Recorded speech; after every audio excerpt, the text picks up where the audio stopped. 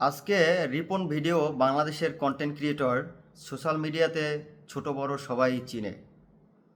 তাকে নিয়ে কিছু কথা বলবো। আগে তার ভিডিওটা দেখুন, তারপরে কথা বলছি। তার মা বাপ রে বাদ দেয় না, না তার মা বাপে খায় না? কোনটা? মা বাপে খায় না। রিপন ছেলেটা খুবই ভালো, মানে একবারে গরিবের সন্তান, একবারে হীন দরিদ্র, যেটা মানে অসহায় হাতুড়ি মিস্তুরি। ওই যে আমার টেবিলটা, এই টেবিলটা রিপনের হাতে। তার মা বাপে যে কথাগুলো বলছে, আমারে ভাত দেয় না, আমরা খাওয়ায় না।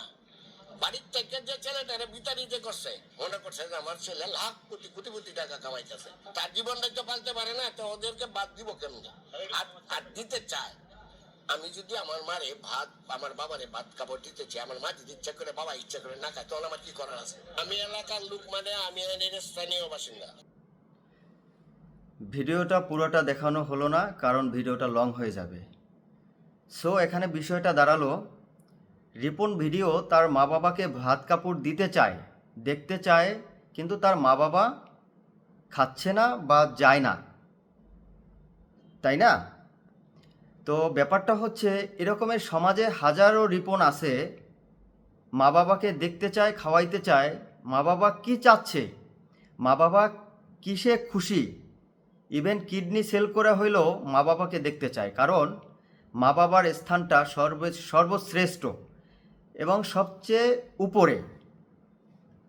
কিন্তু এভাবে কিছু মা বাবারা আছেন, যেই ছেলে বউ 10টা টাকাও হাতে দেয় না, কি লাগবে কি খাবে সেটা তো দূরের কথা, কিন্তু যেই ছেলের বউ খারাপ ব্যবহার করে, বেয়াদবি করে, কিন্তু সেই মা বাবারা তার কাছেই পড়ে থাকে।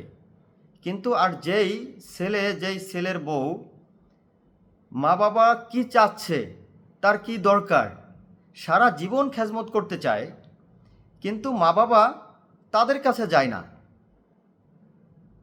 কিন্তু এটা তো ঠিক না, তাই না? কিছু মা বাবা, আর যদি 4-5টা ছেলে সন্তান থাকে, তারা বিভিন্ন কার্যক্রমে বিভিন্ন জায়গায় থাকলে সবার কাছে থাকবে, সবার কাছে খাবে, এটাই তো নিয়ম, বা এটাই তো সিস্টেম। কিন্তু আমাদের সমাজে কিছু মা বাবারা এই বিষয়গুলা অন্য ছেলের বউয়ের ভয়ে, যেই ছেলে বউ সব কিছু করতে চায়, তাদের কাছে যায় না। ইভেন তাদের ভালো কথাও কারো কাছে প্রকাশ করতে পারে না। মনে হচ্ছে যে অন্য ছেলে সন্তানরা সেই মা বাবার মুখ বন্ধ করে রাখছে, এরকম আর কি বিষয় দাঁড়ায়। কিন্তু আলটিমেটলি দেখা যাচ্ছে, সেই ছেলে বা সেই ছেলের বউ, তাদেরকে সবার কাছে খারাপ বানানো হচ্ছে। কিন্তু সমাজেও কিছু মাথামোটা মানুষ আছে, তারাও দেখবেন বুঝবে না, শুনবে না, তারা ছেলে বউর মাথায় দোষ চাপিয়ে দিচ্ছে। কিন্তু এগুলি যারা করেন, এসব মা বাবাদেরকে বলবো যে আপনারা এগুলি করবেন না। আর যে মা বাবারা সব ছেলে সন্তানরা একই চোখে দেখেন, তাদেরকে আমার স্যালুট। আর যে মা বাবারা এরকমে অন্যভাবে দুই চোখে দেখছেন, এটা খুবই খারাপ। আর আপনারা যখন মারা যাবেন, তখন যেই মানুষগুলোকে বলা হয়, সেই মানুষগুলোও কিন্তু আপনাদের কবরে যাবে না। যেই ছেলে সন্তানের ভয়ে, যেই ছেলে সন্তানের দিকতে চায়, খাওয়াইতে চায়, তাদের কাছে যান না, ওই ছেলে সন্তানও কিন্তু যাবে না। আলটিমেটলি কেউই যাবে না আপনাদের কবরে। আমি মারা গেলে আমার কবরে কেউই যাবে না, আমার হিসাবটা কিন্তু আমারই দিতে হবে। সো এগুলি করে কী লাভ? লাস্টে দেখা যায় সেই মা বাবারাই কষ্ট করতেছেন, অন্য কারো কিন্তু কোনো কিছু হয় না। সাময়িকভাবে মানুষ একটু খারাপ বলে, মানুষ একটু, আর না যায় না, না শুই না, মানুষ একটা নেগেটিভ চিন্তা করবে, এটাই তো স্বাভাবিক। আর এখন বর্তমানে পজিটিভ চিন্তা করার মানুষ খুবই কম, আর সত্য বলার মানুষও খুবই কম। তো এভাবে রিপন ভিডিও, এই ভাইয়ের মতো হাজারো আছে সমাজে। তারা অবহেলিত।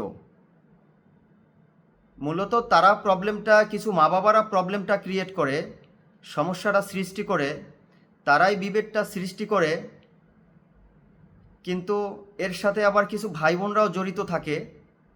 কিন্তু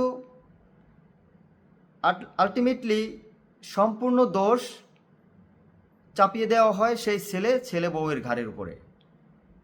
তো এটা তো ঠিক না।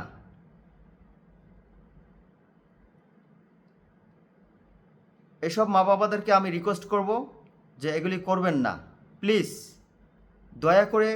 কারণ মিথ্যে অপবাদ, একজনে অন্যায় না করে অন্যায়কারী হওয়া, দোষ না করে দোষী হওয়া, এগুলি খুবই যন্ত্রণাদায়ক। আর সমাজে যেসব ঘটনা ঘটে না, নয়ন ভাই সেসব ঘটনা নিয়ে কথা বলে না, এটাই বাস্তব। ইয়েস,